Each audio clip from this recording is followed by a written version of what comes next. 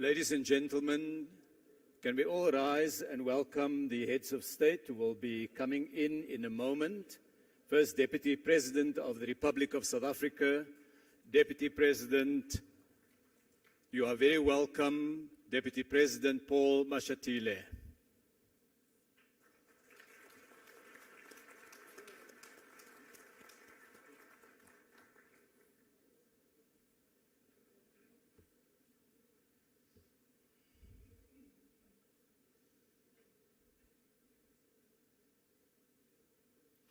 May I ask you to be seated?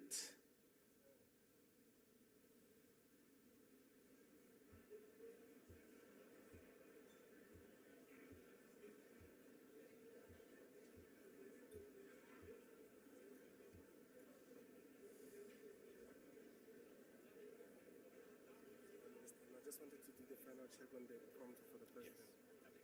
Thank you, sir. You've asked nothing to be changed. The president's prompt stays as is. Sim Shabdala will speak and then they can just lower everything. Right, can I now again ask you to join me in welcoming the Excellencies who are coming through now and joining us here on the stage.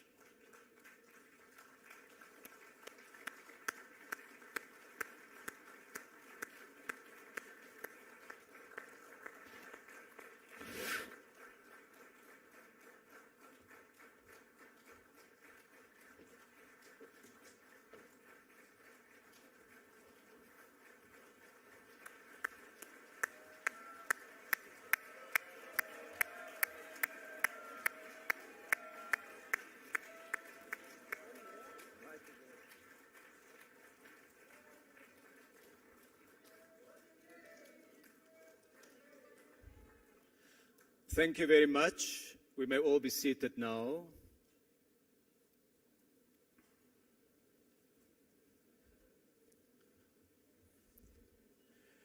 His Excellency President Cyril Ramaphosa, His Excellency President Lula da Silva, His Excellency Prime Minister Narendra Modi,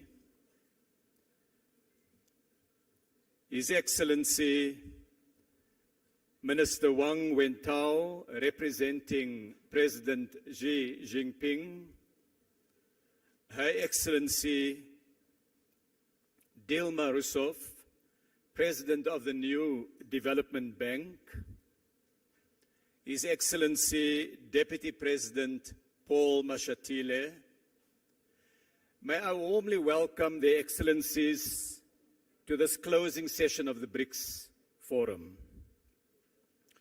Today, the business community met, and we will receive a report on the discussions shortly. The discussions that dealt with the substance of the business forum. We will thereafter have the keynote addresses by their Excellencies. Those remarks will be the main cause of the meal that we are about to serve. I will therefore confine my remarks as an appetizer to those addresses. I am reminded, dear friends, that it is through trading, through travel, and through dialogue that friendships and lasting relationships are built. And it is remarkable how connected our people, our histories, and our economies in BRICS are. We have more than 2,000 years of trading history between Asia and Africa, with trade delegations reportedly sent by the African pharaohs to India in the age of Ptolemy. More than 1,000 years ago, there was a community of people who lived in the southern part of the African continent, near the banks of the Limpopo River. They were manufacturers and traders. They were artists crafting the golden rhinoceros. They traded with the outside world, with India, Arabia, and China, selling ivory and gold, buying pottery from China and glass beads from Persia. They were the people of Mapungubwe. They traded with China during the Song dynasty. Later, During the Ming Dynasty, the great admiral Zhong He undertook voyages of discovery with a fleet of 300 ships and 28,000 crew, which traveled to the eastern part of the African continent. And they saw the great African trading cities of Sofala and Mogadishu and Mombasa, Africans trading with the world. The age of colonialism saw the first European settlements in South Africa as a refreshment station for the ships en route to India and the Spice Islands of Indonesia. Our histories converged as large land masses were colonized. Indian enslaved people were brought from the Malabar coast to South Africa in the 1600s and 1700s. And later in the mid-1800s, large numbers of Indian indentured laborers were brought to develop South Africa's our sugar industry, leaving a permanent mark in our demographic mix. And Mahatma Gandhi cut his political teeth here in South Africa.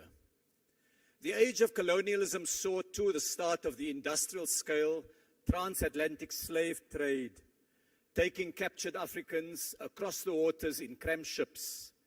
And the modern state of Brazil emerged from that continent of the civilization of the Aztecs, the Mayas, and the Incas. And the spirit of Africa is alive in Brazilian culture, the warmth of its people, the music, and the samba that had its origins in Angola and Congo. And Russian history too contains connections. The great Russian writer Alexander Pushkin's great-grandfather was an African, Ibrahim Petrovich Ganibal, abducted from Cameroon, taken via Constantinople, and eventually taken to Russia, where he became a nobleman. During the struggle against apartheid, many South Africans stayed in Russia, in China, in India, and as with many other parts of the world, we received material assistance in the struggle for freedom in our land. And so we are connected by history, but not only by history. Today we look forward to matters relating to the future. Today's event is held in the industrial heartland of the African continent, an economy with major industrial strengths in traditional sectors, but also with technologies in the space and satellite economy, in the digital sector, in new green technologies, in advanced manufacturing. Ladies, gentlemen, friends, a major industrial exhibition is being held nearby at Gallagher Estate, showcasing products from more than 240 firms, with 20 other African countries participating, together with the 5 BRICS partners. I urge those who have not been there, visit it. We held a manufacturing forum which provided a platform for discussion on green industrialization, on electric vehicle and battery production, playing to Africa's strengths in critical minerals. Excellencies, today the business community spent the full morning in deep discussion about investment, about trade, and about technical cooperation. It is my pleasure, therefore, to invite Mr. Sim Shabalala, the CEO of the Standard Bank Group of South Africa, to summarize the main outcomes and give his reflections. And I invite Sim to take the podium. Please, you have the floor.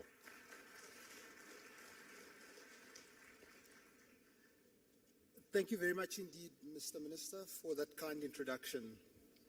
Your Excellencies, ladies and gentlemen, it's a tremendous privilege to present this high-level feedback on the BRICS Business Forum 2023.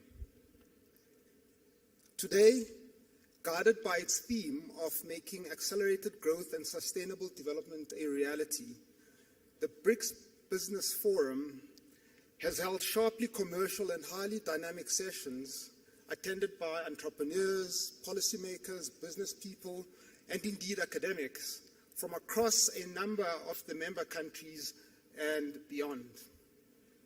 Talking of commercial dynamism, as the Minister has alluded, It is very fitting that the BRICS Business Forum has taken place right here in Sandton, here in Johannesburg, the capital of Gauteng. Gauteng generates about 35% of South Africa's GDP, and a large proportion of that is generated right here. And it is generated by South Africa's sophisticated and successful large corporations, medium-sized enterprises, and indeed SMEs. This year, for instance, Standard Bank's analysts think that South African listed equities will deliver average earnings per share growth of between 15 and 20%. To put it in perspective, other emerging markets are looking at -3% for the same period. And talking of South African corporations, relationships, travel, history, and trade, in the words of Minister Patel, I had the good fortune, ladies and gentlemen, and great honor of speaking this morning on a panel with Chairman Chin of the State Grid Corporation of China, as well as Mr. Ricardo Santon, President of the Brazilian Association of Animal Protein. They spoke about climate change and renewables. Words cannot describe the profundity of that moment. As it happens, it was a South African bank, my employer, the Standard Bank Group, which was the sole financial advisor to the State Grid Corporation of China in its 1.8 billion rand acquisition of 100% ownership of 7 power transmission companies in Brazil in 2010. I mention this, admittedly, because it illustrates that South African corporate expertise and connections are an important part of making BRICS into an ongoing commercial reality. South Africa certainly has its fair share of challenges, and I would rate unemployment and inequality as the deepest and worst of these. The wealth of Sandton is within easy walking distance of the deep poverty of Alexander, a painful contrast that can be found in all of the BRICS countries, but one that is also highly conducive to innovation in the service of inclusion. For instance, to South African ears, the Brazilian financial services innovations that we heard about today sounded all too familiar. So there are serious challenges here in South Africa, but we also have immense strengths and competitive advantages. As well as the corporations that I've mentioned, these strengths include a strong rule of law, which guarantees that contracts will be observed and that commercial disputes will be settled fairly. They include our freely floating currency, open capital account, extremely skillful and credible central bank, and deep and liquid capital markets. These guarantee that returns on investment are and will remain quickly accessible in the currency of the investor's choice. More competitive advantages arise from what a Chinese panelist called South Africa's celebrity products, Mr. President, which include rooibos tea, wine, and unique tourist experiences. This brings us to another of South Africa's strengths, which is South Africa's openness for the business and tourist traveler. People from all of our major trading partners enter South Africa either visa-free or with an e-visa. Further, liberalization of travel and greater encouragement of air links between the BRICS countries and our major trading partners is certainly warranted. Perhaps above all, South Africa's competitive advantage emerges from our well-developed trade and investment network with our fellow Africans. China is indeed Africa's largest trading partner. What is sometimes missed, however, is that South Africa is the second largest exporter to the rest of our beloved continent and its 4th largest import partner. Of course, investors from the BRICS and worldwide do very much want to buy into Africa, given our continent's uniquely favorable demographics, immense natural resources, potential for low-cost industrialization, and increasing market integration under the Africa Continental Free Trade Area.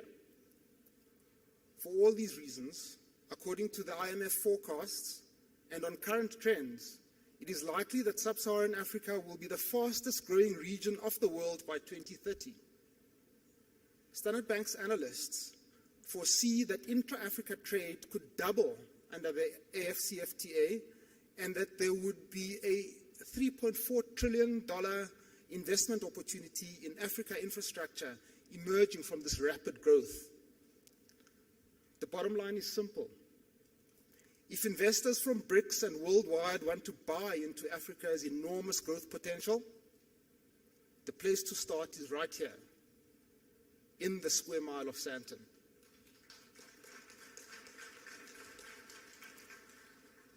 Today's discussions have examined current intra-BRICS trade and investment trends and explored tangible solutions to unlocking further trade and investment opportunities in the BRICS nations and worldwide. Given that the BRICS nations are agricultural powerhouses, agricultural production and trade were discussed in detail, with many useful comparisons, contrasts, and cross-learnings emerging. Participants were firmly of the view that much room exists for improvement across the BRICS nations regarding agricultural trade and market access. The same is true of Africa in general. Given the investments and the right policy environment, Africa can become the breadbasket of the world during this century, what Mr. Motsepe called the African century. Another important topic was the just transition. A participant argued, a just transition refers to shifting towards a sustainable and inclusive economy characterized by both social equity and environmental sustainability. Renewable energy is an enormous opportunity for public sector collaboration and private sector investment and trade right across the BRICS and beyond. The theme of entrepreneurship featured strongly. A vibrant SME sector is often the most efficient way to create jobs. And some SMEs become unicorns and even mighty multinationals such as BYD and Tencent of China. Of course, for this to happen, countries need favorable business environments, strong education systems, and the appropriate financing institutions. Participants further argued that opening up market access to entrepreneurs across all BRICS presents an exciting opportunity to foster trade and job creation. And this again highlights the value of strong travel links and appropriate visa regimes. Within the general theme of entrepreneurship, there was much discussion of the role of fintechs, an area in which BRICS countries have already established a great deal of expertise and success. On finance for SMEs, participants pointed out, correctly, that startups are particularly vulnerable to sudden and sharp increases in interest rates. One of the roles for DFIs, therefore, is to provide concessional and patient capital for promising SMEs. Two essential preconditions for a financial system that is able to support both micro enterprises and lower income households are the democratization of data and universal access to a stable and credible form of identification. India has led the developing world on both access to data and ID, as has Brazil. In Africa, Kenya's rapid and sustained growth has also been powered by a significant pioneering use of mobile phone to create universal access to finance. The forum discussed the international payment system in some detail. From an African point of view, a highlight of this conversation was the discussion of the Pan-African payment system, which has immense potential to stimulate trade and growth by increasing the spend and certainty and reducing the costs of cross-border payments in Africa. Participants also debated the question of whether a BRICS currency is possible or even desirable, with strong views expressed both for and against, with little consensus being reached. Seen from a banker's perspective, the debate would probably progress more fruitfully if the discourse maintained a sharper conceptual distinction between international payments on the one hand and reserve currencies on the other. For example, and as the example of the PAPS illustrates, under certain circumstances, it may be possible to simplify international trade and the attendant payments using a collection of domestic currencies without any reference to any international reserve currency. It's also important to be realistic about the necessary characteristics of an international reserve currency. These include being a currency issued by a central bank with very high credibility in the implementation of monetary policy, being the currency of a state or supranational entity with an equally strong track record of fiscal policy and meeting its debts, being freely available in large quantities in many jurisdictions, and full convertibility at all times. This set of characteristics cannot be quickly wished or agreed into existence, but can only emerge over a multiple of years as a track record of impeccable credibility and very wide use is built up. Finally, the forum also heard of the pleasing progress that is being made in institutional development, setting up sector-specific work streams which allow for concentration and focus on areas of common interest in infrastructure, manufacturing, energy, and financial services. In conclusion, today's discussions have been a very useful step in further unlocking the immense potential for trade and investment amongst the BRICS member countries. Thank you ever so much for your attention.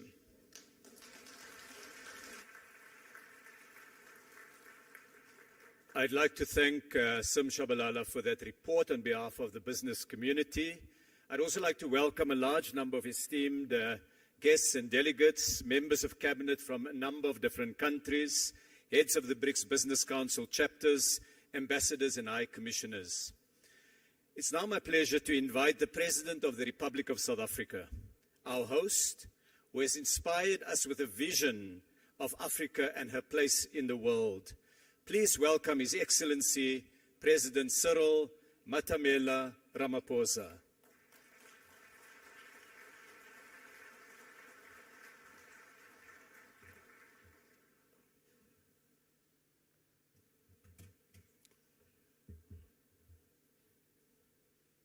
Thank you, Program Director, Minister Ibrahim Patel, Your Excellency President Luis Lula da Silva, Your Excellency Prime Minister Narendra Modi, Honorable Ministers and business leaders, and Your Excellency President of the New Development Bank, Ms. Dilma Rousseff. I greet you all, and it's a great honor to have this opportunity to participate in this leaders' session of the BRICS Forum. I particularly want to thank Mr. Sim Shabalala for the report that he has just given, and particularly underline and appreciate the message that is coming from all of you as business leaders about the immense opportunities that you see in investment across the BRICS countries. The BRICS group of countries exists not only to strengthen government-to-government relations, but also to forge stronger ties between the peoples of our 5 nations. It is for this reason that several bodies have been established since the BRICS was formed to enable cooperation across society, be it in business, be it in political parties, be it in the social sector, and also in the sporting sector. The BRICS Business Council is a vital and vibrant platform for strengthening economic ties between our respective countries and in forging common perspectives on inclusive economic growth and development, as we have heard from the report that has just been tabled by Mr. Chabalala. The changes that have taken place in BRICS economies over the past decade have done much to transform the shape of the global economy. Together, the BRICS countries make up a quarter of the global economy. They account for a fifth of global trade and are home to more than 40% of the world's population.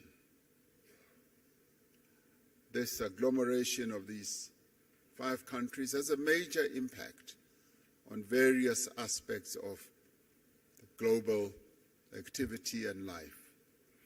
As we celebrate the 15th anniversary of BRICS, trade between BRICS countries totaled some $162 billion last year.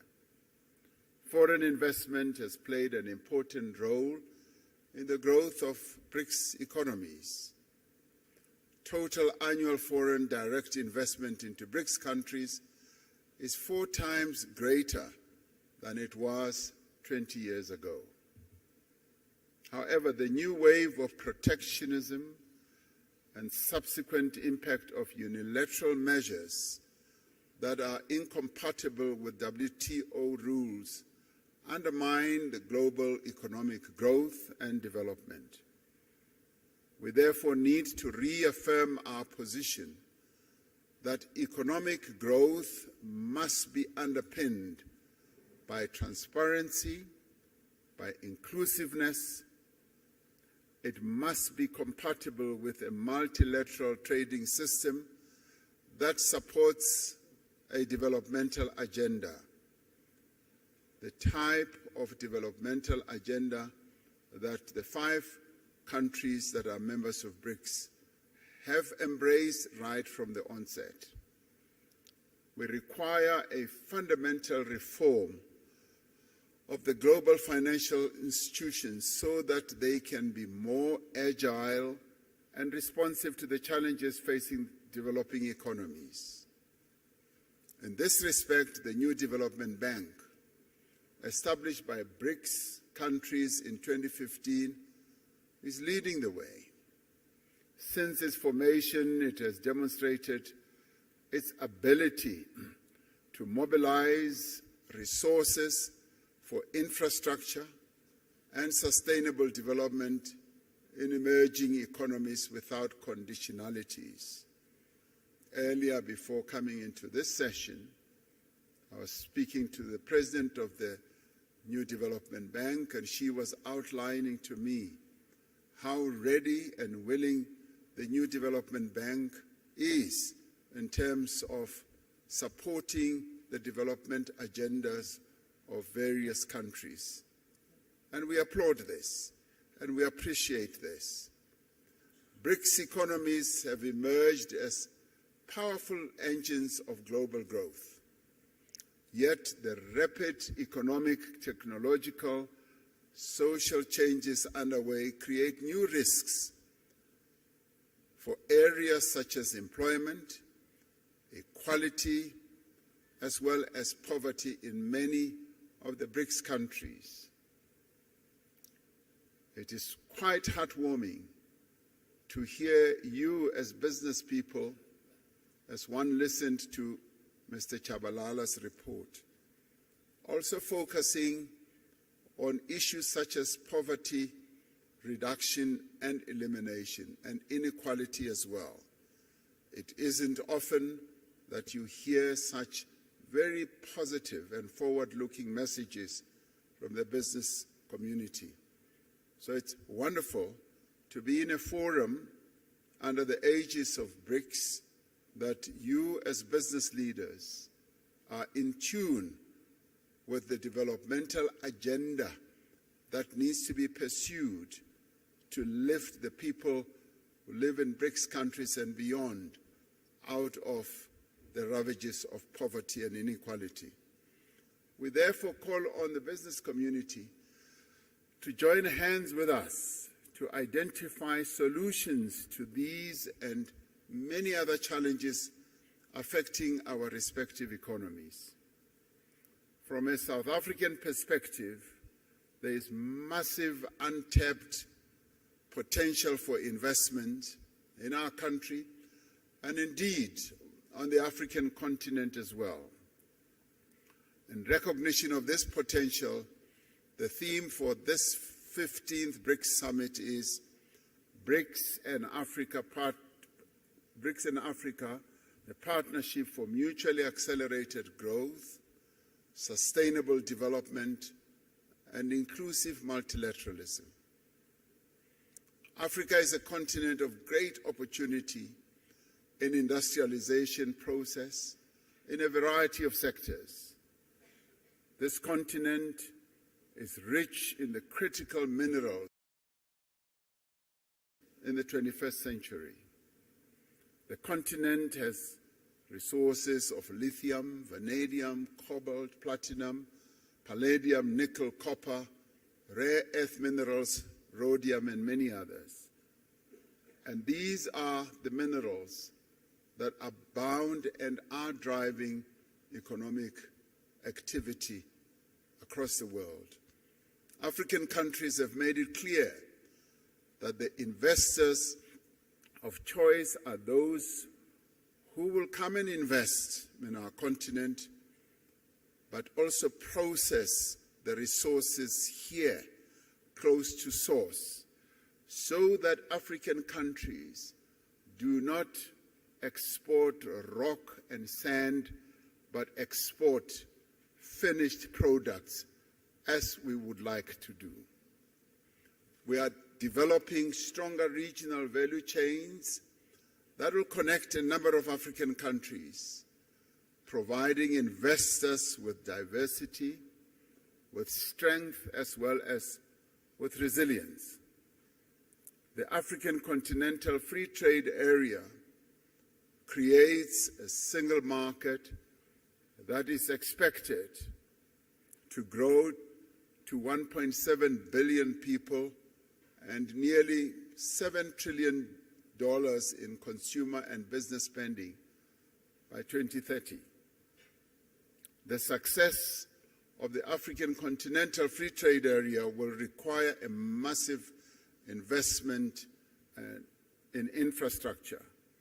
We need to mobilize the substantial financing that is needed to build the roads, the ports, the rail, energy and telecommunications network that will enable industrialization and trade.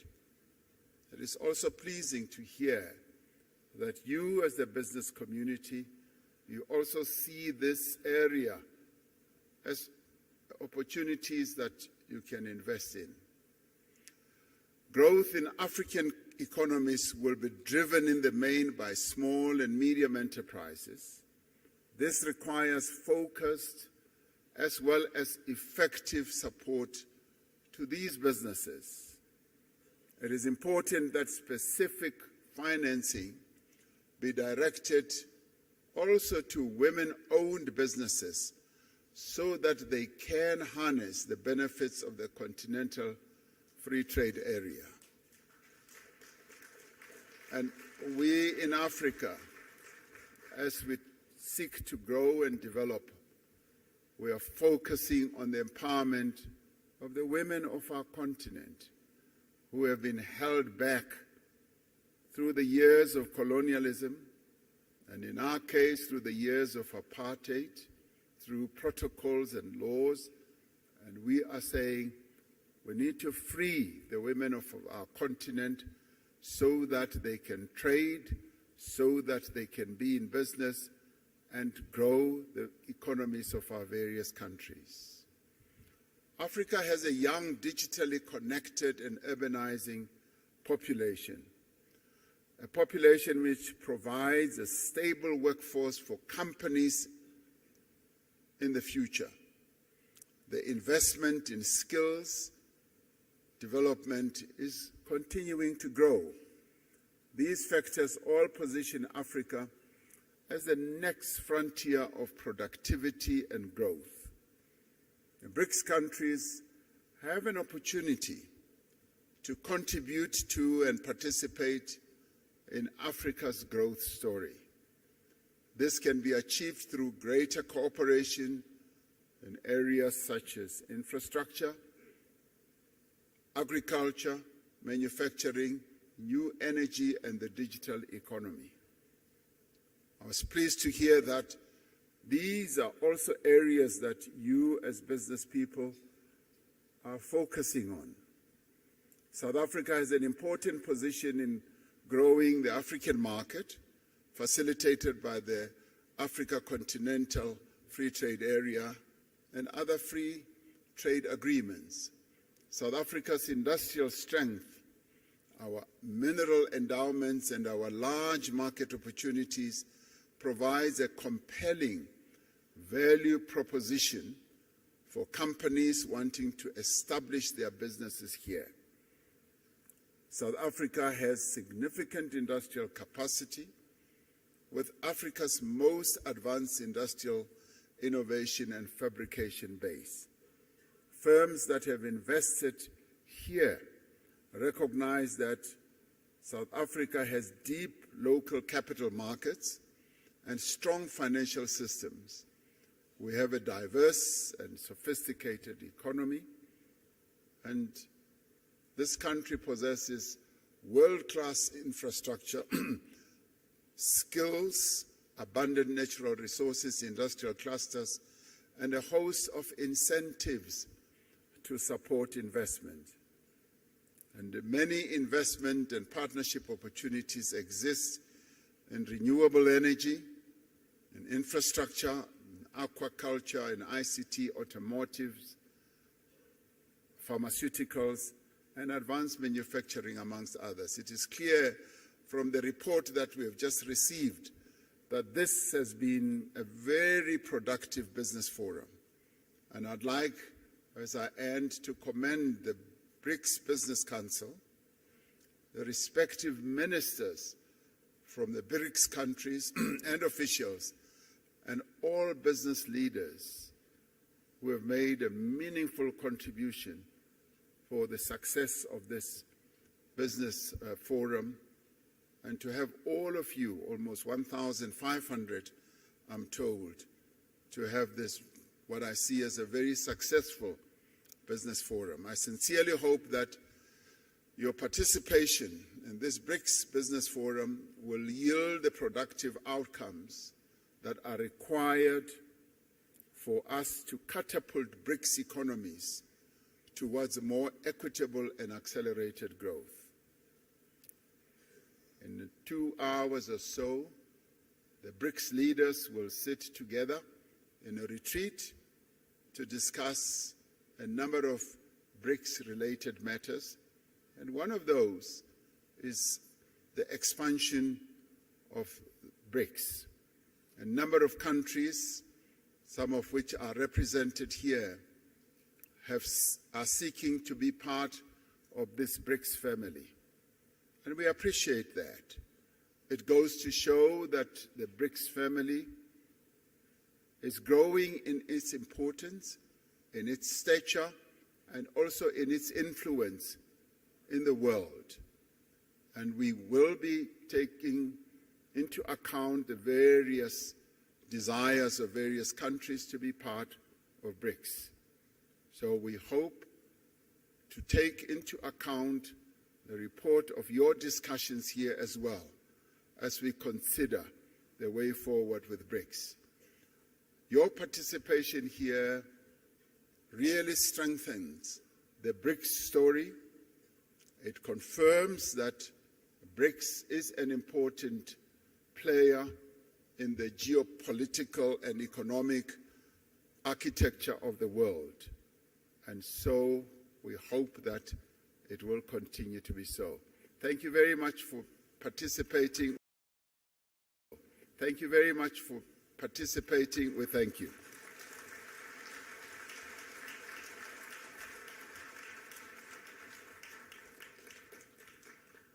Thank you very much, Mr. President, for those remarks.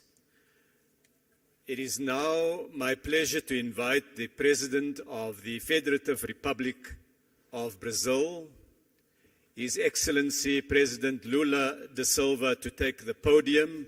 Please join me in welcoming the President.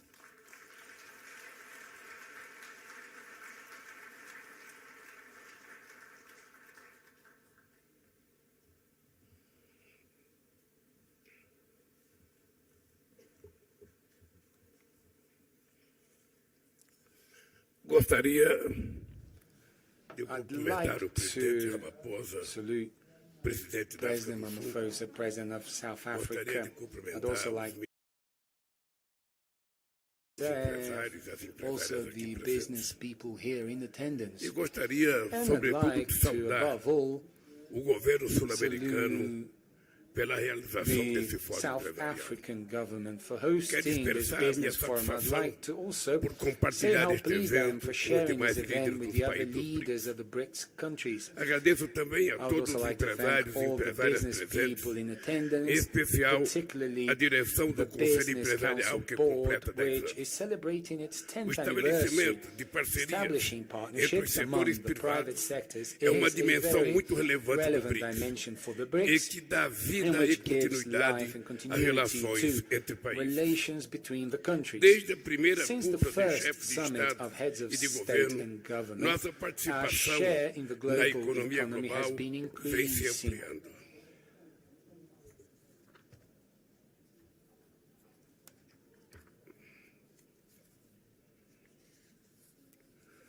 Já ultrapassamos We have surpassed G7. the G7 already, Respondemos por accounting for 32% do PIB mundial 32% of the em world paridade de GDP poder de in compra. purchasing power Projeções parity. indicam Forecasts indicate que os that mercados emergentes em emerging and desenvolvimento developing são markets are aqueles the que ones that will apresentarão show the highest maior índice growth de rate crescimento nos in the próximos coming anos. years.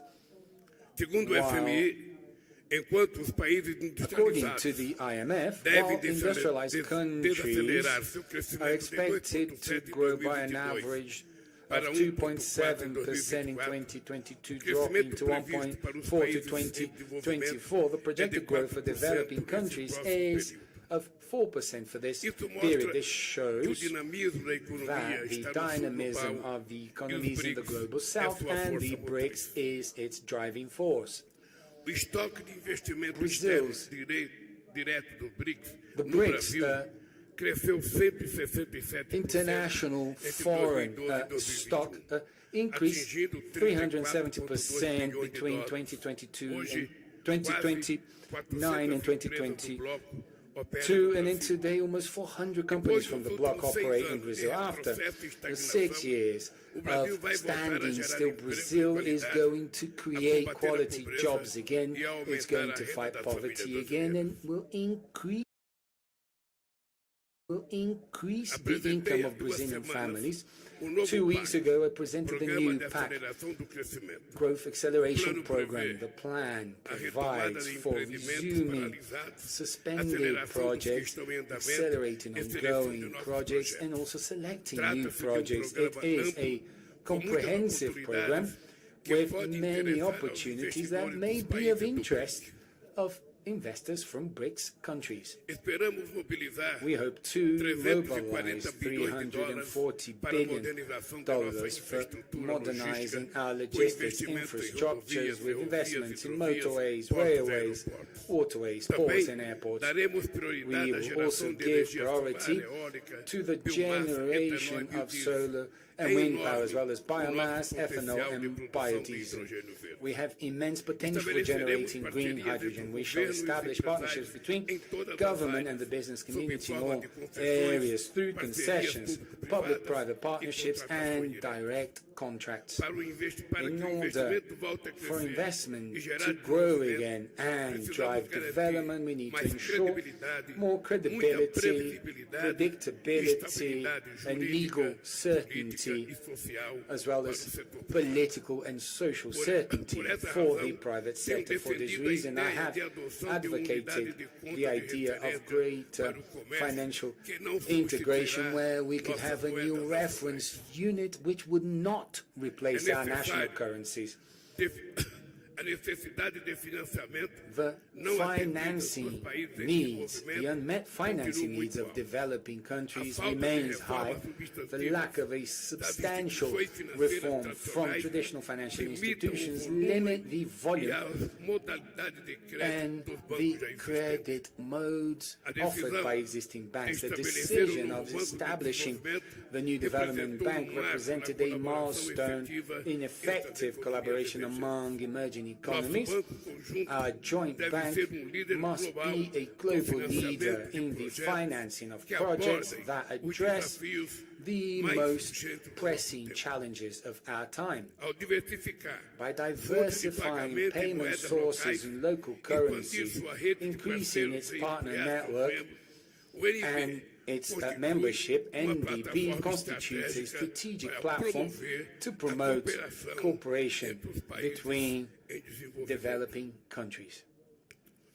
Nessa estratégia, In this o strategy, engajamento com o Banco Africano de engagement with the Desenvolvimento African Development Bank será will central. be central No plano to this. multilateral, At the multilateral level, se the notabilizou BRICS por ser uma força stood que out for trabalha being a em prol force de um that works in comércio favor global of a mais justo, fairer, more previsível predictable, e equitativo. equitable Não global podemos trade. aceitar We um cannot accept neocolonialismo the verde greed que impõe neocolonialism that barreiras comerciais e imposes medidas trade discriminatórias barriers and sob o discriminatory pretexto measures de under the proteger o guise meio ambiente. of protecting the environment. A partir de dezembro, As of December, o Brasil Brazil ocupará a will hold the presidência do G20 presidency. A presença de The três presence membros of dos 3 BRICS na members troika in do the G20 G20 Troika will be a great opportunity for us to move forward on issues of interest to the global Já south. contamos com a We participação already da have África, South Africa's mas a participation, but representatividade do grupo the group's especial representativeness criado com o may ingresso be da União increased with the Africana entry of the e de African outros Union países. and other countries of the continent.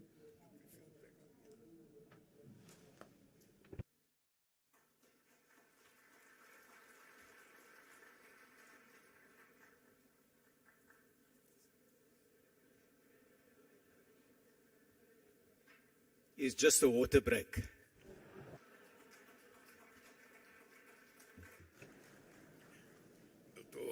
Eu estou falando de tanto desenvolvimento I've been e de talking repente falta about principal developing, and then sobrevivência, que é suddenly, água. I miss the main important source of life, water. Queridos amigos e Dear amigas, friends, ao voltar à presidência do meu upon país, taking office as president of my country again, I am resuming the guidelines of Brazilian foreign começamos a policy. reconstruir a We integração started to sul-americana. rebuild South American Retomamos nossas integration. We have parcerias com os resumed our Estados partnerships with the Unidos, a US, China e a China, União and the Europeia. European Union. Sediamos We a reunião da hosted the Cúpula dos summit Países of the Amazon Amazônicos. countries. Ainda nos faltava We o still retorno do Brasil à had África. to return to É Africa. inaceitável It is que em unacceptable that in 2022, 2022, o comércio do Brazil's Brasil trade com a with África Africa tem diminuído has dropped by terço com relação a 1/3 when 2013, compared to quando era 2013, quase de 30 when it was bilhões de almost dólares. $30 billion. Comercial com a Trade flow with África Africa ainda still corresponds to corresponde only a 3,5% do 3.5% comércio of exterior do Brasil. Brazil's foreign trade. Nossa rede de Our acordos trade comerciais agreement network também é is still in incipiente. its infancy. Existing agreements with Southern Africa and Egypt date from my second term. Today, over 65% of Mercosur exports to Africa went to African countries with which there is no agreement in force. There is plenty of room to grow. In addition to a past that unites us, we also share a common vision of the future. In my first 2 terms, the African continent was a priority for Brazil. I have made 12 trips to Africa and have been to 21 countries. Brazil is back on the continent where it should never have left. Africa has vast opportunities and enormous potential for growth.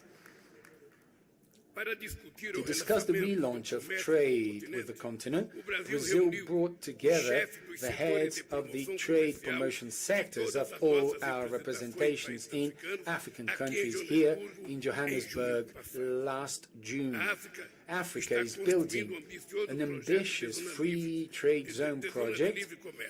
54 countries 1.3 billion people with over $3 trillion in GDP in this continent, which is the youngest in the world from an age perspective and will be the most popular by 2100, offers countless opportunities for Brazilian products such as food and beverages, oil, iron ore, vehicles and iron and steel manufacturers. Africa has 65% of the arable land available in the world, and it has a strong vocation for being an agricultural powerhouse with the capacity to feed its people and offer global food security solutions. Combining investment and technology, Brazil has developed modern tropical agricultural techniques that can be successfully replicated in Africa. Through the Brazilian Agricultural Research Corporation, we have turned the Cerrado into an area of high agricultural productivity, and we can replicate this experience in the African savanna. My government has also resumed public policies to support family farming, essential to fight food insecurity and hunger that affects our continent. The More Food program, which I relaunched last June, allows small farmers to have access to financing to purchase tractors, tools and harvesters. As in the past, a version of the More Food program for food should be resumed as another aspect of Brazilian South-South cooperation.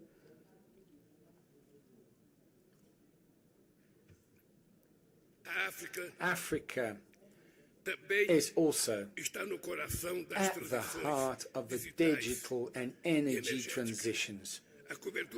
Internet coverage already reaches most of the African population, and digital innovation centers and financial technology services companies are multiplying, strengthening the Brazilian health complex. Strengthening may lead to ample opportunities for cooperation with South America. The African continent has important ore reserves such as, essential ore such as lithium and cobalt that will play a strategic role. So that we do not remain as exporters of primary products, we must make the most of this opportunity to forge the integration of our production chains and add value to the goods and services that we produce in a sustainable manner. Africa is the region of the world that emits the least amount of greenhouse gases. However, this does not mean that it does not have to face the most perverse consequences of global warming, such as droughts, floods, fires and cyclones. Brazil and many African countries have comprehensive plans to renew their energy mixes. We share the responsibility of caring for tropical rainforests and preserving biodiversity. We share the common concern of fighting the desertification process. Environmental and ecosystem services provided by rainforests to the world, they must be paid for in a fair and equitable manner. Social diversity products can generate jobs and income and offer alternatives to the predatory exploitation of natural resources.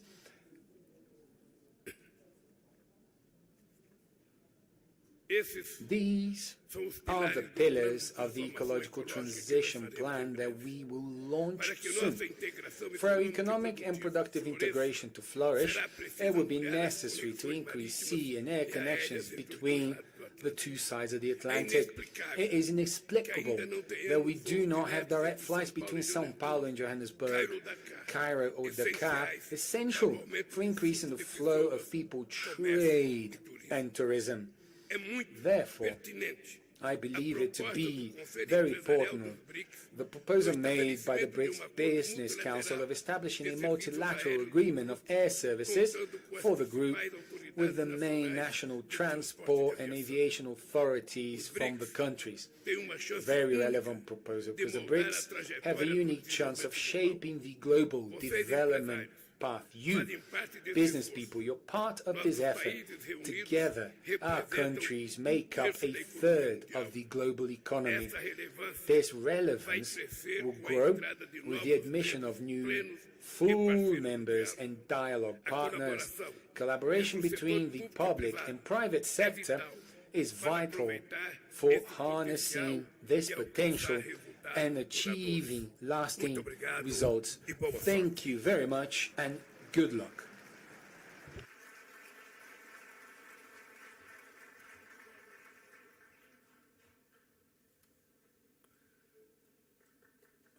Obrigado. I thank His Excellency President Lula da Silva.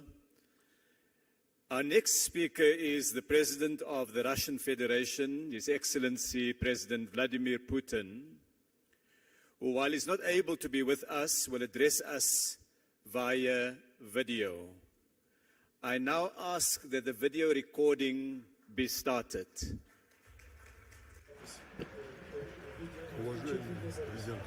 Dear President Ramaphosa, ladies and gentlemen, dear friends, I'm pleased to greet the government and business representatives, experts and industry specialists who have gathered to this meeting of the BRICS Business Forum. I would like to note that holding such business forums on a regular basis, along with the systematic work of the BRICS Business Council, which brings together top businessmen and heads of major companies of the 5 countries, plays an immense practical role in promoting mutual trade and investments, enhancing cooperation ties, and expanding direct dialogue among business communities, and thus effectively contributes to accelerated socio-economic growth of our states and achievement of sustainable development goals. It is important that this forum focuses on such pressing issues as the post-pandemic economic recovery of the BRICS states, improvement of citizens' well-being, industrial modernization, development of efficient transport and logistics chains, stimulation of equitable technology transfers.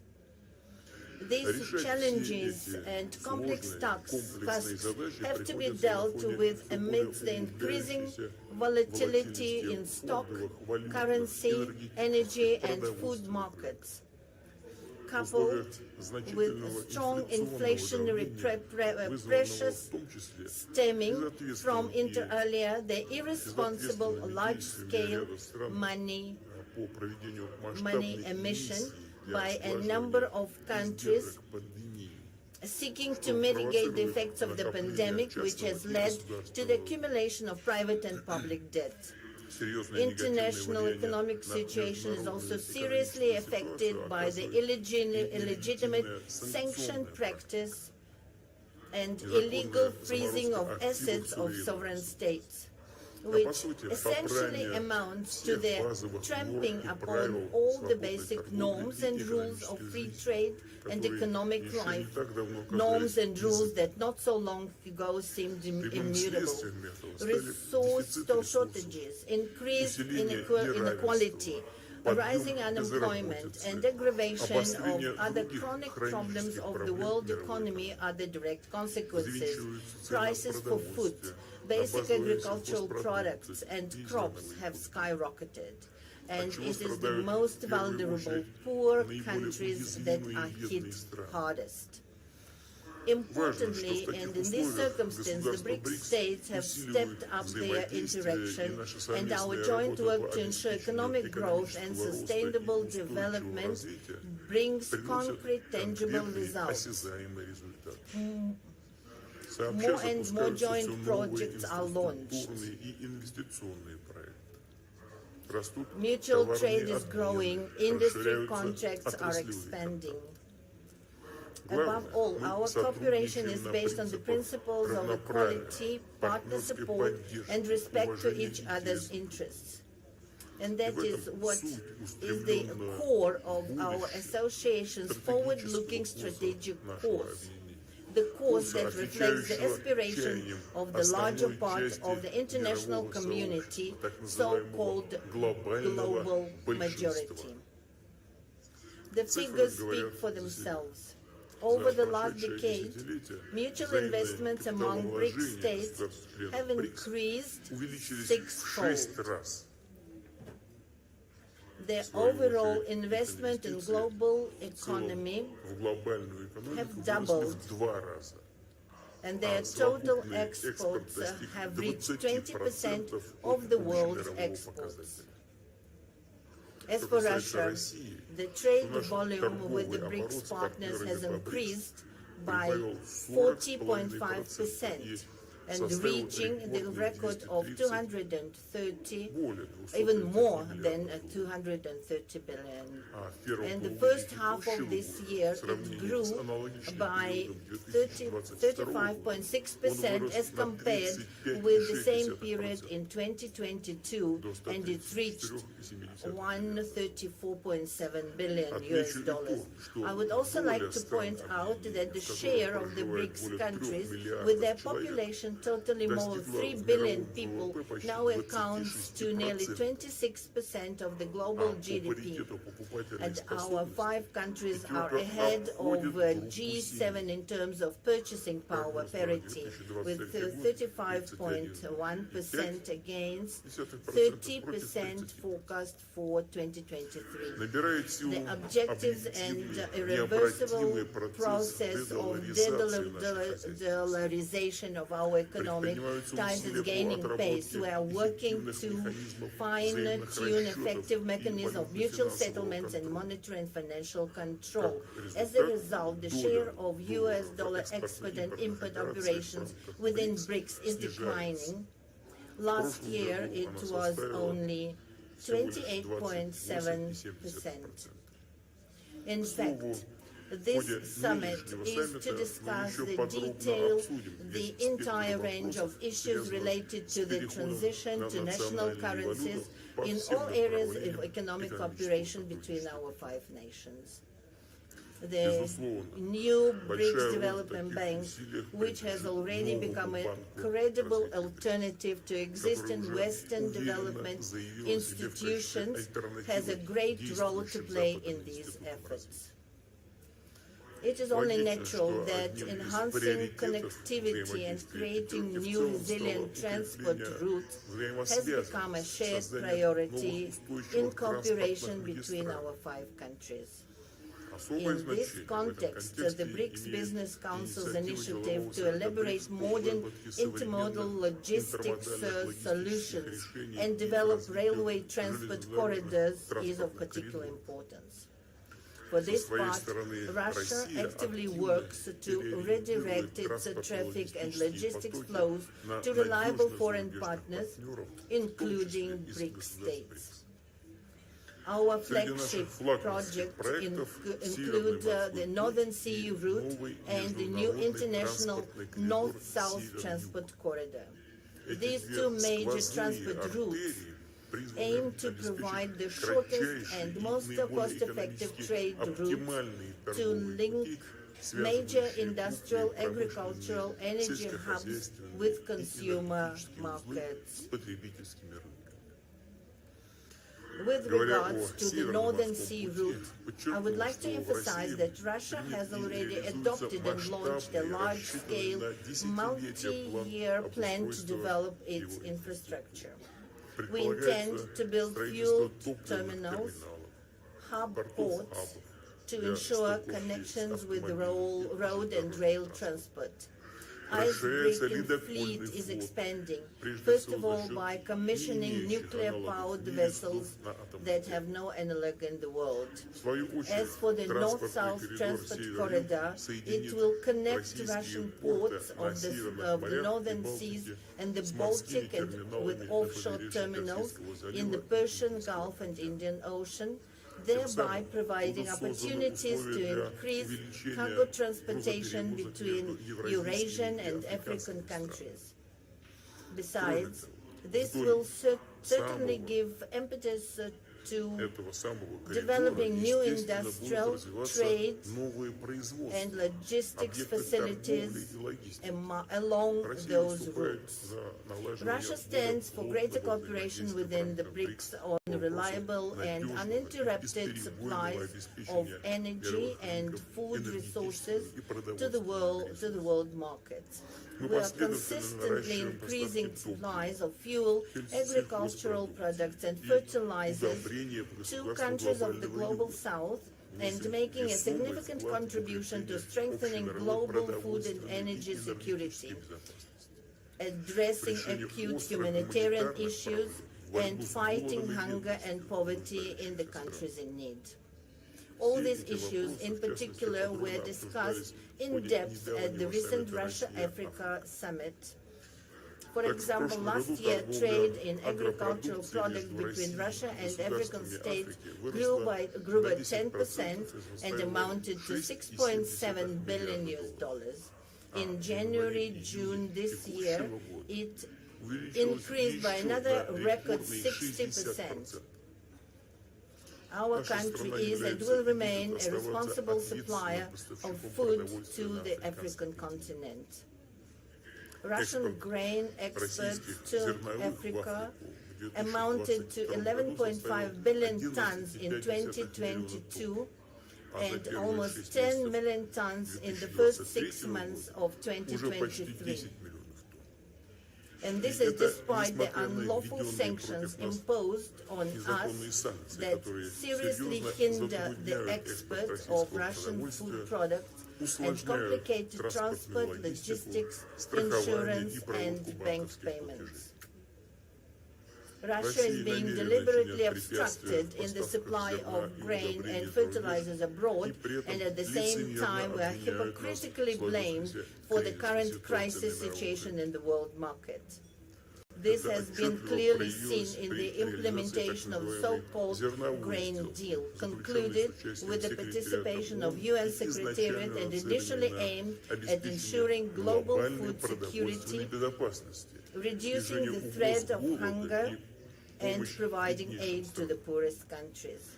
We have repeatedly drawn attention to the fact that in a year under the deal, a total of 32 million tons of cargo has been exported from Ukraine, of which over 70% have reached high and upper middle income countries, including the European Union, first of all.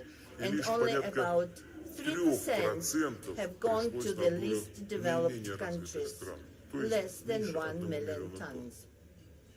None of the terms of the so-called deal concerning the lifting of sanctions imposed on Russian exports of grain and fertilizers to world market have been fulfilled. Obligations to Russia in this regard have been simply ignored. Even our free transfer of mineral fertilizers blocked in European ports have been obstructed. In fact, that is a purely humanitarian campaign that should not in principle be subject to any sanctions. With these facts in mind, since 18 July we have refused to further extend the so-called deal, and we will be ready to get back to it, but to get back only if all obligations to the Russian side are truly fulfilled. I have repeatedly said that our country has the capacity to replace Ukrainian grain both commercially and as free aid to needy countries, especially since our harvest is again expected to be perfect this year. As a first step, we have decided to graciously provide to six African countries 25 to 50,000 tons of grain, each with free delivery of these cargoes. Negotiations with the partners are going to an end. Among the priority lines of interactions, we see also further coordination of the approaches of the BRICS participants on the subject of supporting small and medium-sized enterprises. This is is an important part of the overall economic agenda of the Group of Five, which implies the assistance of the widest circles of citizens involved in business regarding the issues of administrative and tax regulation, digitalization, electronic commerce, and participation in the value chains. I would note that thanks to the state support programs, the entrepreneurs from the BRICS countries successfully adapt to the constantly changing situation in the global market. They find new partners, new sales channels, attract additional funding, and use more actively modern technologies. It is equally significant to continue to develop cooperation within the BRICS countries in the field of decarbonization of economy, reduction of man-induced impact on the nature, and adaptation to the changing of climate. Russia is ready to work jointly to promote more balanced approaches to the climate change in the international arena. Our country is consistently implementing the National Low-Carbon Development Strategy. We plan to reach the carbon neutrality of the Russian economy not later than 2060, including through the introduction of technological innovations, modernization of infrastructure for access to affordable and clean energy, conservation of ecosystems on land and sea. We believe that the implementation of the climate goals can be facilitated by a variety of technologies, including those that have been in use for a long time already, such as nuclear generation, hydropower, gas motor fuel. To sum it up, I would like to reiterate that the multifaceted partnership and cooperation within the BRICS not only makes a significant contribution to ensuring sustainable growth of our states, but also generally promotes the healthy global economy and successful achievement on the global development goals and targets set by the UN to fight poverty, expand people's access to quality health care, eradicate hunger, and improve food security. Therefore, I'm confident that the BRICS Business Forum and Business Council will continue their creative work aimed at the improvement of contacts between the entrepreneurial circles of the countries of the Group of Five and joint implementation of mutually beneficial projects. In conclusion, I would like to invite representatives of the business circles to our countries to come, to the Eastern Economic Forum in Russia that will take place in 10 to 13 September in the city of Vladivostok, where by tradition there will be discussion of issues that are of interest, including the business community of the BRICS countries. Thank you very much for your attention.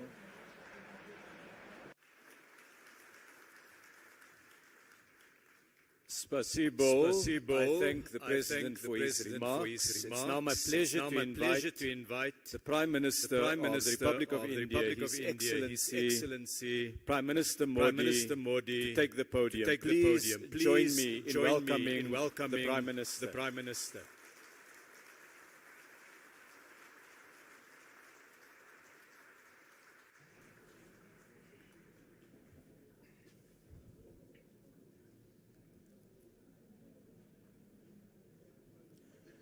Excellencies, leaders of BRICS business community, my namaskar, good evening to you all. I am glad that immediately after arriving in South Africa, our very first engagement is the BRICS Business Forum. First and foremost, I thank President Ramaphosa for his invitation and for organizing this meeting. My heartiest congratulations and best wishes on the 10th anniversary of the BRICS Business Council. In the last 10 years, the BRICS Business Council has played a vital role in enhancing our economic cooperation. In 2009, when the first BRICS summit was held, the world was just coming out of a massive financial crisis. At that time, BRICS emerged as a ray of hope for the global economy. In the present times also, amongst the COVID pandemic, tensions and disputes, the world is dealing with economic challenges. In such times, once again, the role of BRICS countries is important. Friends, despite volatility in global economy, India is the world's fastest growing major economy. Very soon, India will become a $5 trillion economy. There is absolutely no doubt that in the coming years, India will be the growth engine of the world. And the reason for this is that India has converted crises and difficulties into opportunities for economic improvements. In the last few years, we have carried out reforms in mission mode, and these reforms have helped in continuously improving ease of doing business in India. We have also reduced the compliance burden. We have removed red tape and instead laid the red carpet. There has been a boost in investor confidence due to introduction of GST and the implementation of the Insolvency and Bankruptcy Code. Areas such as defense and space that were considered restricted have today been opened up for the private sector. We have laid special focus on public service delivery and good governance. By leveraging technology, India has taken a massive leap towards financial inclusion. The maximum benefit of this has reached our women in rural India. Today, with one click, millions of people in India get direct benefit transfers. So far, more than $360 billion of such transfers have been made. This has increased transparency in service delivery and reduced corruption and middlemen. India has the cheapest per gigabyte cost. Today, in India, from street vendors to large shopping malls, all use UPI, that is, the Unified Payments Interface. Today, India is the country with the highest number of digital transactions in the world. Countries like UAE, Singapore, France are also joining this platform. There are several possibilities of working on this with BRICS countries also. The large-scale investment being done on infrastructure in India is changing the country's landscape. In this year's budget, we have kept a provision of approximately $120 billion for infrastructure. By way of this investment, we are laying a strong foundation for a new India of the future. Rapid changes are coming into effect in all areas of railways, roads, waterways, and airways. Today, in India, new highways are being constructed at a speed of 10,000 kilometers per year. The number of airports has doubled in the last 9 years.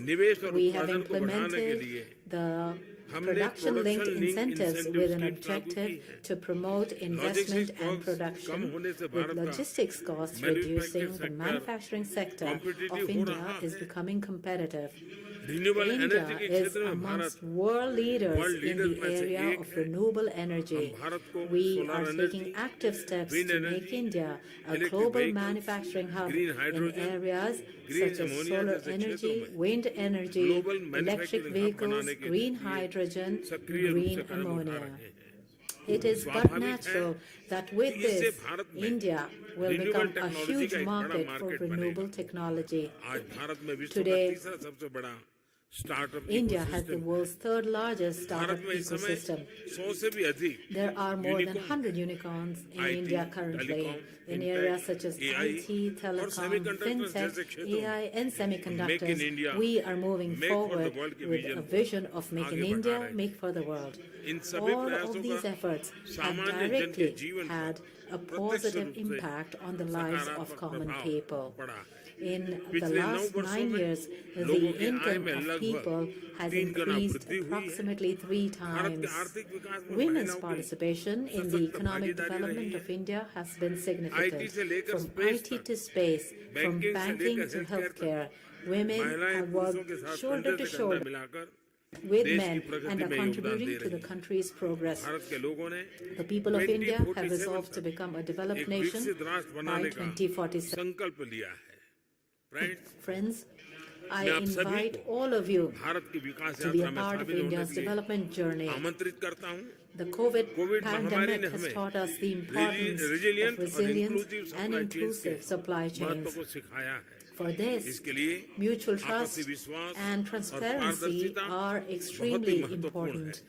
By bringing our strengths together, we can make significant contributions to the welfare of the world, especially the Global South.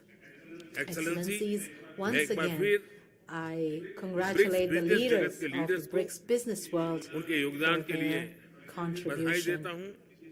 I also thank my friend, President Ramaphosa, for his excellent arrangements for this meeting. Thank you very much.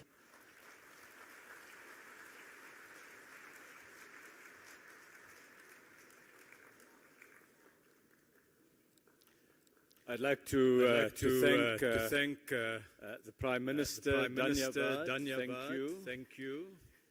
We now have a statement by His Excellency President Xi Jinping, President of the People's Republic of China, which will be delivered by Mr. Wang Wentao, the Minister of Commerce of the People's Republic of China. Please join me in welcoming Minister Wang to make the statement on behalf of President Xi.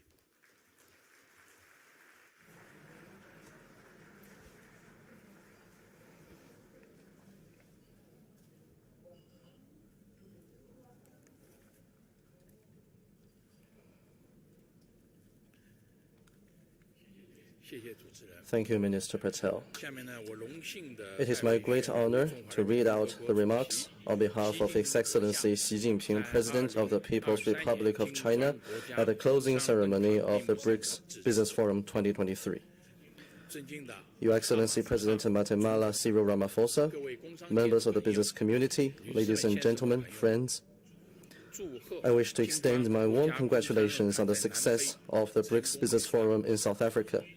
10 years ago here in South Africa, we BRICS leaders witnessed the birth of the BRICS Business Council. Since then, the Council has stayed true to its founding mission. It has seized opportunities to deepen cooperation, contributing to economic and social development of BRICS countries, and helping sustain global economic growth. Right now, changes in the world, in our times, and in history are unfolding in ways like never before, bringing human society to a critical juncture. Should we pursue cooperation and integration, or just succumb to division and confrontation? Should we work together to maintain peace and stability, or just sleepwalk into the abyss of a new Cold War? Should we embrace prosperity, openness, and inclusiveness, or allow hegemonic and bullying acts to throw us into depression? Should we deepen mutual trust through exchanges and mutual learning, or allow hubris and prejudice to blind conscience? The course of history will be shaped by the choices we make. An ancient Chinese thinker observed that following the underlying trend will lead one to success, while going against it can only cause one to fail. We humankind have achieved notable economic development and social progress over the past decades, and that is because we have drawn lessons from the 2 world wars and the Cold War, followed the historical trend of economic globalization, and embarked on the right path of openness and development for win-win cooperation. Our world today has become a community with a shared future in which we all share a huge stake of survival. What people in various countries long for is definitely not a new Cold War or a small exclusive bloc. What they want is an open, inclusive, clean, and beautiful world that enjoys enduring peace, universal security, and common prosperity. Such is the logic of historical advance and the trend of our times. 10 years ago, I made a proposition of building a community with a shared future for mankind, calling on all countries to build this planet we all call home into a harmonious family. In the face of high winds, choppy waters, and even treacherous storms, we in all countries need to uphold the correct views of the world, of history, and of our overall interests, and act to translate the vision of a community with a shared future for mankind into reality. We need to promote development and prosperity for all. Many emerging markets and developing countries have come to what they are today after shaking off the yoke of colonialism.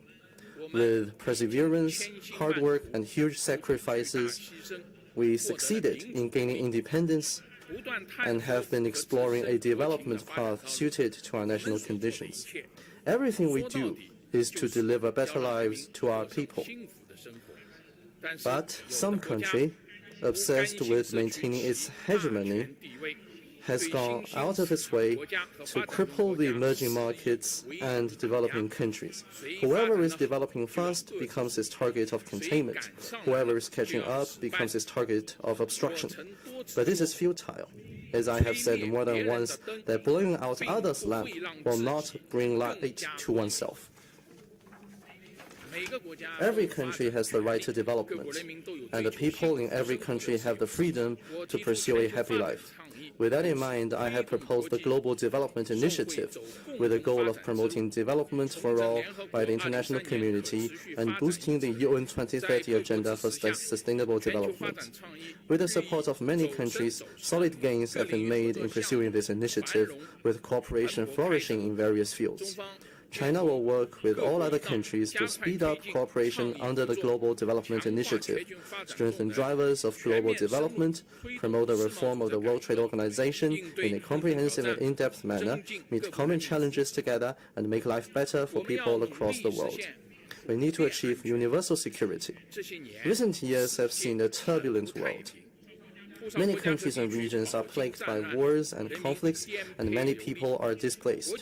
Members of the international community share the pressing hope to eradicate the root cause of conflicts and wars, and find a fundamental way to realize enduring peace and security globally.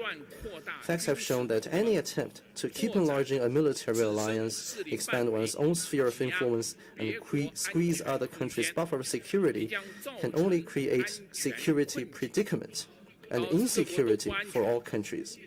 Only a commitment to a new vision of common, comprehensive, cooperative, and sustainable security can lead to universal security. Last year, I put forward a Global Security Initiative, and it has gained support from over 100 countries and international organizations. China stands ready to jointly pursue this initiative with all others. We should have dialogue and oppose confrontation, forge partnership but not alliance, and pursue win-win outcome and oppose zero-sum game, and work together to build a community of security. We need to stay committed to exchanges among civilizations and mutual learning.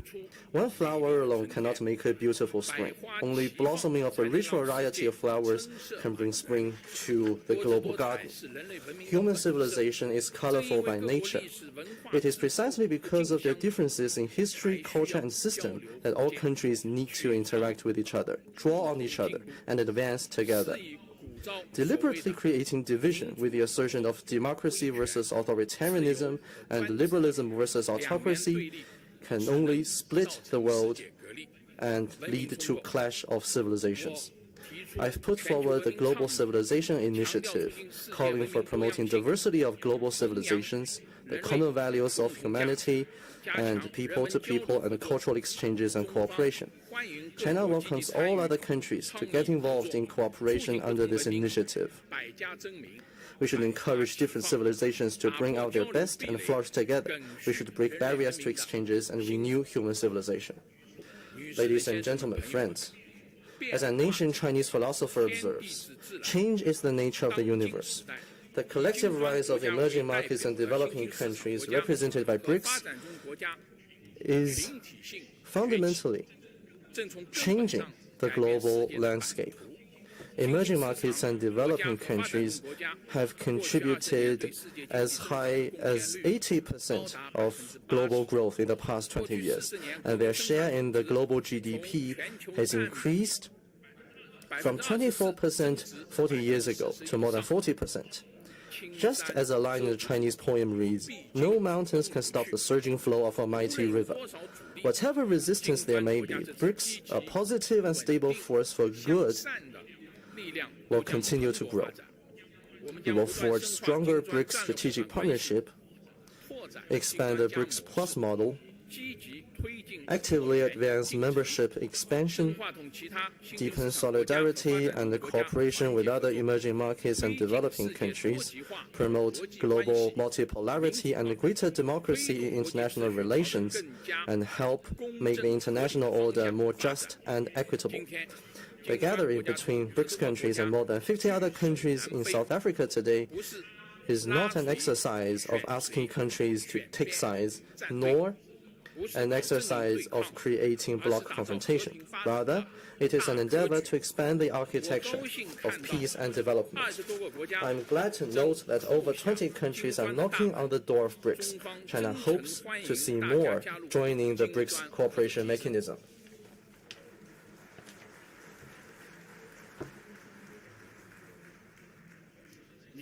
Ladies and gentlemen, friends, China stays committed to an independent foreign policy of peace and the building of a community with a shared future for mankind.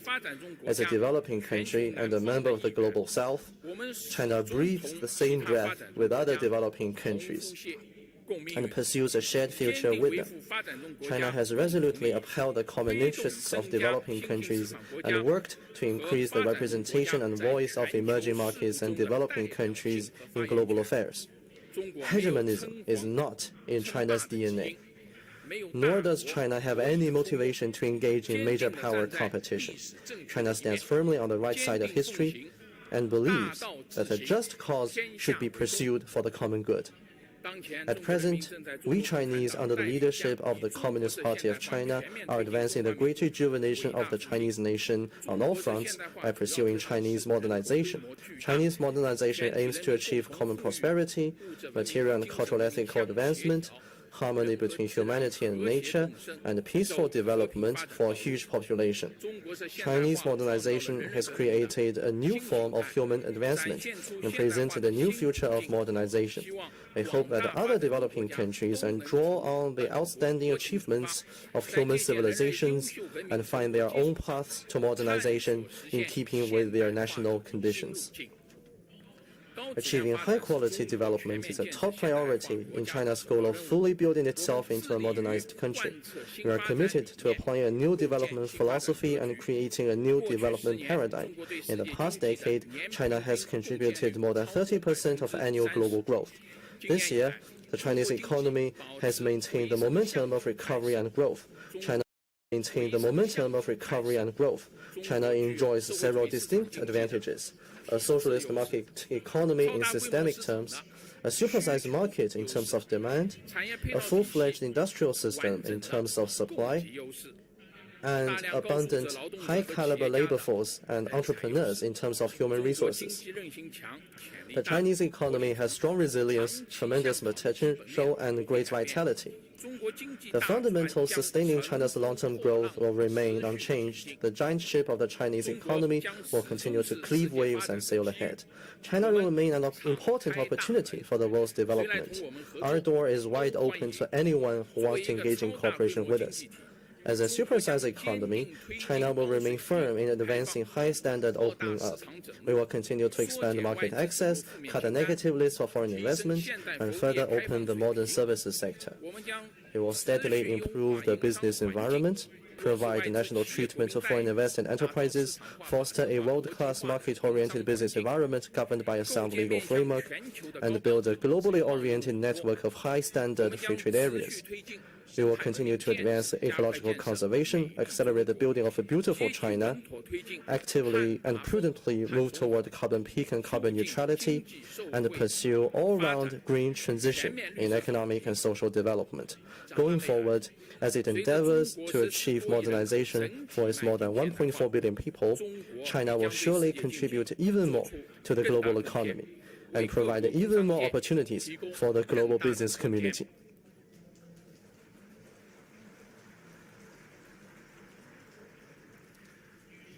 Ladies and gentlemen, friends, a formidable mission is a magnificent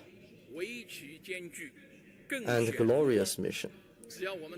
As long as we work in unity and strengthen cooperation, we will not be intimidated by any risk or challenge on the way ahead, and we will surely steer the giant ship of human development to a brighter future.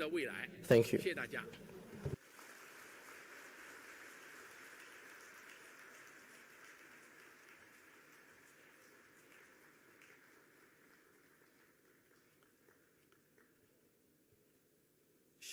Shishi, I wish to thank President Xi Jinping for his remarks, Minister Wang for delivering it on His Excellency's behalf.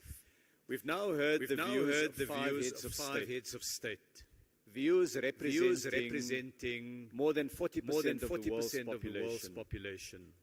The Excellencies too have heard the reports from the business community of the discussion you have had today.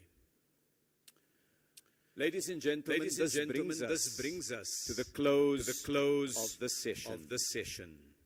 I want to thank very sincerely the heads of state, the Excellencies, for the time, for the insights, and for the comments that they've made.